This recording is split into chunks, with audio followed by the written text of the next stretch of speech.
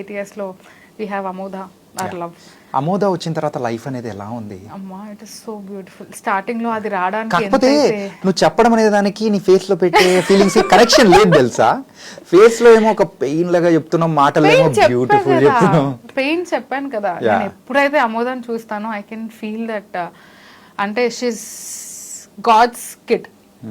అమోద అంటే జనరలీ నా కూతురు అది అంటాం, కానీ she was my daughter. I mean ఇది వాజ్ అని ఎందుకు వచ్చిందంటే తను ఎప్పుడైతే టఫ్ సిచ్యువేషన్స్ లైఫ్లో చేసిందో దాని తర్వాత that is a rebirth for her అనమాట. She has gone through few things.